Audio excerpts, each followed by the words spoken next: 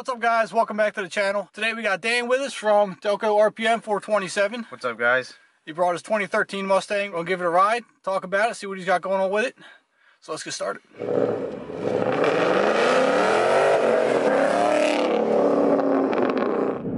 how long have you had this car? I bought this August 3 years ago. 3 years. It's been a while. I was pretty lucky for a kid my age. Not too many 19-year-olds buy a Mustang GT. That's pretty lucky. But I saved my money. I worked hard and found one I finally was able to afford and went and got it. I actually, a little bit of a story behind this car. I traveled all the way out to St. Louis, Missouri to get this car. Wow, really? It was an all-day drive, but the place I went to was unbelievable. Like, the place was called Fast Lane Classic Cars, and the name spoke for itself. When I got there, as soon as you pulled up, you were in that type of atmosphere. Like, I felt like I grew up in that atmosphere from like my parents' generation and my grandparents' generation. They had cars there from 1930, 40, 50, 60, 70, all the way up till 2017. It was unbelievable. That's pretty awesome. I mean, it had to be something special to go all the way. You guys want to check out the website? It is called FastLaneClassicCars.com. The website doesn't do it justice, guys, but it's like candy, dude. I'm telling you, check out the website. It's awesome. I'm hooked. I'll have to check it out. Crazy. So you went all the way there to get this. What was so special about this car that you had to go all the way there to get it? Well, I had a couple cars I was looking at, and actually this was one of the closest ones to me, believe it or not, halfway across the country. But I had one in New York. I live in Pennsylvania, as do you, and I called them up because there was one I was looking at before this, and they left the car on the website as advertised, but when I called them, they were sold. But they were just leaving it up to bring people in, so I was, kind of frustrated when I called, because I was like, hey, I'm interested in this car. Can I come look at it, tomorrow? He said, oh, the car's sold.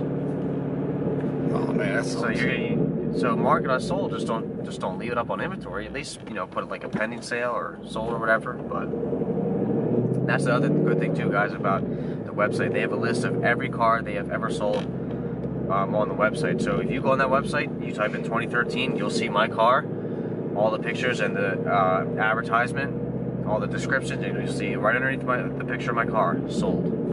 Very cool. So you got the California Special Edition. Right.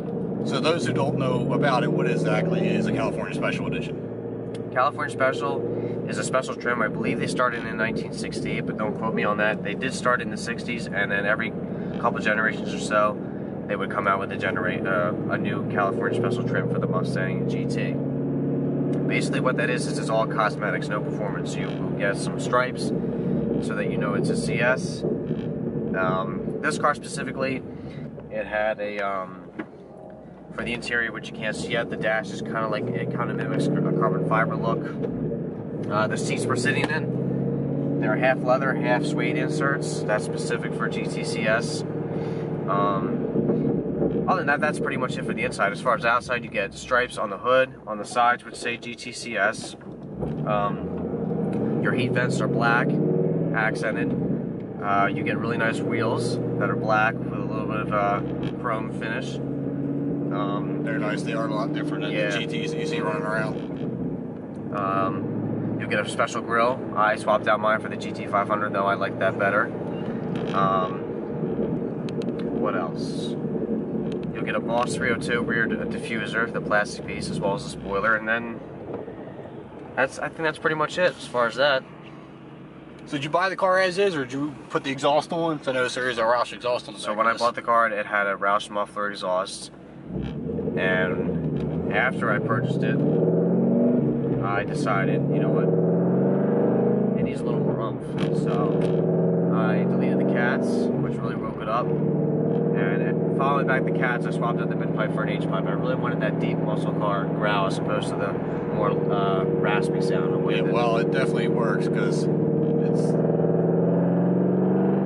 definitely sounds a lot different than most Coyotes out there. You can't beat that sound. Nah, man, I love it. It doesn't get old. Every day. It's great. How's the shifter feel? Good? The that shifter feels amazing. And that's probably one of the best shifters I've ever driven in a Mustang. MGW. Anybody who needs a good shifter for MT82, MGW, hit them up. That feels amazing. It's 25% shorter than a stock shifter. The one I had before that was a Ford Racing, but it was just the shifter. It wasn't the linkage. That was 40% shorter than stock. I can't imagine going much shorter than this. So this is just the right amount. I felt it feels a lot better. This has a lot more torque down low than a lot of people let on. They're always saying the Coyotes, oh, you got to wind them out past 4,000 before you really start to feel it. But I feel like there's so much more torque than I think what people let on. Especially when you tune the car, it really wakes it up. You would be surprised. Like I did I didn't do it, but when you do an intake and tune, you know, you can get as much as 20 horsepower, maybe even 25, and that really kicked it up. Now I've seen similar videos with this car just like this, bone stock. You throw a tune and an intake, and you're at 400 wheel horsepower. That's crazy. And it comes with 420 from the factory. Now this, if I have not gotten it dynoed, but if I had to throw a number out there, I'd say this is probably, to give it a ballpark, somewhere between 405 and 410 wheel. That's looking, plenty, yeah. Looking at just under 500 crank, 485, somewhere around there. You know, and it feels good. It really does. When you get traction in second and third gear, that's when it feels the best. Right. What gear ratio do you have in this? This is 373. So that helps make it feel absolutely quick. All right, so we talked about what's done to the car now. Do you have future plans? I believe I've watched your channel and you have suspension work coming. Yep. I bought a shock strut and lowering kit. It's going to drop at about 1.5 inches. So nothing too crazy. It'll stiffen up the ride a little bit, but it should still be fairly comfortable. And then I got new brakes. I'm still playing around with the idea if I want to do a wrap or not, maybe for the summer. But at some point I would like to go boosted. But we'll see. You know, that's always a bear. Yeah, that's a big pill to swallow. Everybody wants to go boost, but it's hard to fork out the money for it. It's a big as of right now, you know, I'm very content with this car. This car has given me no issues, nothing major, and very little minor. So I can't complain. This car's been great. If you stay in second gear, it might hook. Tires are pretty warm. About that hooking thing. That's a lot of guys. That puts a smile on your face every time. Yeah. Every time. Looks like we'll have to try third gear instead. third gear, you'll definitely hook. 2800.